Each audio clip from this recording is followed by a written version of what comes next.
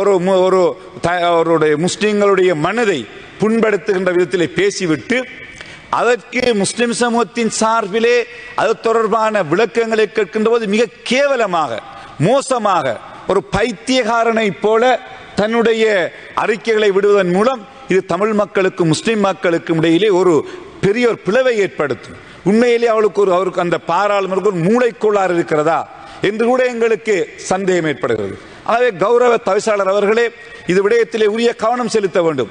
பாராளுமன்றத்திலே தனக்கு இருக்கின்ற அந்த உரிமையை பயன்படுத்தி ஒரு முஸ்லிம் சமூகத்திற்கு எதிராக, முஸ்லிம்களுக்கு எதிராக, ஒரு மார்க்கத்திற்கு எதிராக இவ்வாறு கீழ்த்தரமாக பேசுகின்றவர்களுக்குரிய நடவடிக்கை எடுக்கப்பட வேண்டும்.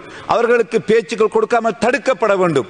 அவருடைய உடனடியாக அவரை நீங்கள் வைத்தியசாலைக்கு அனுப்பி அவருடைய மூளையை பரிசோதனை செய்யுங்கள். தயவு செய்து காலத்துக்கு ஏற்ப பாடசாலைகளில் இருக்கின்ற சிலபஸும் மாற்றம் செய்யப்பட வேண்டும்.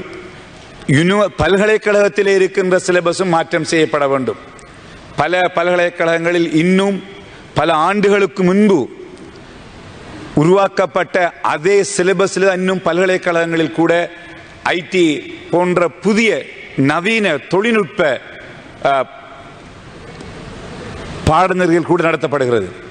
ஆகவே இந்த உடனடியாக கௌரவ அமைச்சர் அவர்கள் இது தொடர்பிலே கவனம் செலுத்தி, ஏனென்றால் இந்தியா, மலேசியா உட்பட நமது அண்மித்த நாடுகள் மிக அதிகமான புதிய புதிய துறைகள், புதிய புதிய சர்வசத்துக்கு ஏற்ப இன்று சிலபஸ் மாற்றம் செய்யப்பட்டு கொண்டிருக்கிறது. ஆக அந்த வகையிலே எங்களுடைய படிக்கின்ற யூனிவர்சிட்டியிலே பாஸ் ஆகின்ற கிராஜுவேட்ஸ் இன்டர்நேஷனல் சர்வதேச ரீதியிலே சென்று தங்களுடைய தொழில்களை பெறக்கூடிய வகையிலான பாடநெறிகளை நாங்கள் சிலபஸை உருவாக்க வேண்டும். அதற்கு நீங்கள் அதிக முக்கியத்துவம் கொடுக்கும் சந்தர்ப்பத்தில் நான் உங்களிடத்திலே கேட்டுக்கொள்ள விரும்புகின்றேன். அதே போன்று எங்களுடைய மறைந்த மாபெரும் தலைவர் அஷ்ரப் சார் அவர்களை நினைவு கூற விரும்புகிறேன். அவர் கிழக்கு மாகாணத்திலே ஒரு தென்கிழக்கு பல்கலைக்கழகம் ஒன்றை உருவாக்கி அதனை அவருடைய கனவாக அதை செய்து வந்தார். அதிலே பல தேவைகள் இருக்கிறது. குறிப்பாக அந்த பல்கலைக்கழகத்தில் ஒரு மெடிக்கல் ஃபேக்கல்ட்டியை ஸ்டார்ட் பண்ணுவதற்கான முயற்சிகள் இடம்பெற்று வருகிறது. ஏனென்றால் அதற்கு அண்மையிலேயே டீச்சிங் ஹாஸ்பிட்டல்ஸ் அல்லது சென்ட்ரல் கவர்மெண்ட் கிடைக்கிற ஜெனரல் ஹாஸ்பிட்டல்ஸ் 2-3 ஹாஸ்பிட்டல் இருக்கிறது.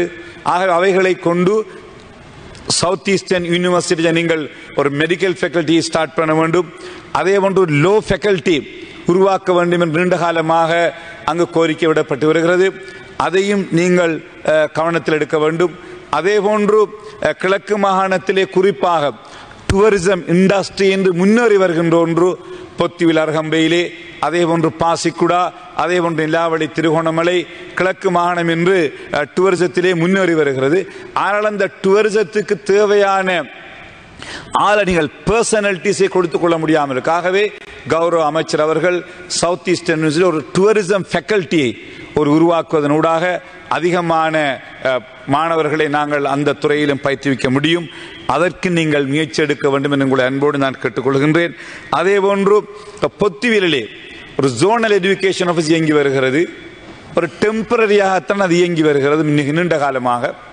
அதே கிட்டத்தட்ட 100க்கும் மேற்பட்ட பாடசாலைகளை 3 இன மக்களுக்குமாக உருவாக்கப்பட்ட ஒரு ஜோன். ஆனால் இன்னும் அது மத்திய அரசாங்கத்தினால் கல்வி அமைச்சினால் அங்கீகரிக்கப்பட்டு அதற்கான நடவடிக்கை எடுக்கப்படவில்லை. இருந்தாலும் கிழக்கு மாகாண சபை அதனை தொடர்ச்சியாக செய்து வருகிறது. நான் கிழக்கு மாகாண ஆளுநராக இருந்தபோது அதனை நாங்கள் பெர்மனன்ட் ஆக்குவதற்கான முயற்சிகளை எடுத்தோம். இருந்தாலும் அங்குள்ள சூழ்நிலைகள் அவற்றை செய்ய முடியவில்லை. ஆகவே கௌரவ அமைச்சர் அவர்கள் உடனடியாக பொத்துவில் ஜோனல் எஜுகேஷன் ஆபீஸை நீங்கள் ஒரு பெர்மனன்ட் ஆபீஸாக மாற்ற வேண்டும் என்றால் மிக நீண்ட 100 கிலோமீட்டர் தூரம் போக வேண்டியிருக்கிறது அடுத்த ஜோனை அடைவதற்கு. ஆக அதற்காக நீங்கள் உடனடியாக செய்ய வேண்டும் சந்தர்ப்பத்தில் நான் கேட்டுக்கொள்ள விரும்புகின்றேன். அதே போன்று இங்கு நேற்று முன்தினம் பேசுகின்ற போது ஒரு கௌரவ பாராளுமன்ற உறுப்பினர் முஸ்லிம்களுடைய விவாகர சம்பந்தமாக பேசினார். அது காலத்துக்கு காலம் இந்த சமூகத்திற்கு எதிராக பேசப்படுகின்ற ஒரு விடயம். அது சம்பந்தமான பேச்சுவார்த்தைகள் ஏற்கனவே அமைச்சினால் மேற்கொள்ளப்பட்டு வருகிறது. அதிலே திருத்தங்கள் மேற்கொள்ளப்பட வேண்டுமாக இருந்தால் அவைகள் முஸ்லிம் சமய கலாச்சார திணைக்களம், ஜமியத் உலமா, கல்வி அமைச்சு, நீதி அமைச்சு எல்லாம் இணைந்து செய்ய வேண்டிய விஷயம். அவைகளை பேசி ஒரு சமூகத்துக்கு எதிராக ஒரு சமூகத்தினுடைய உணர்வுகளை தூண்டுகின்ற நடவடிக்கைகளுக்கு நாங்கள் முடிக்கக்கூடாது.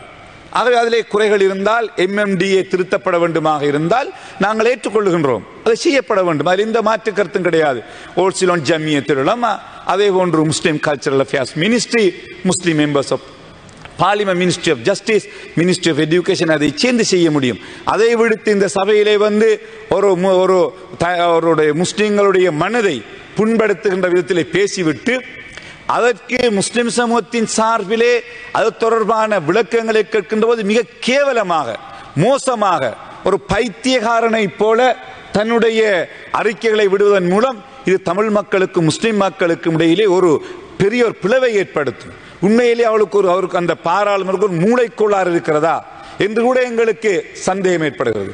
ஆகவே கௌரவ தவிசாளர் அவர்களே, இது விடயத்திலே உரிய கவனம் செலுத்த வேண்டும்.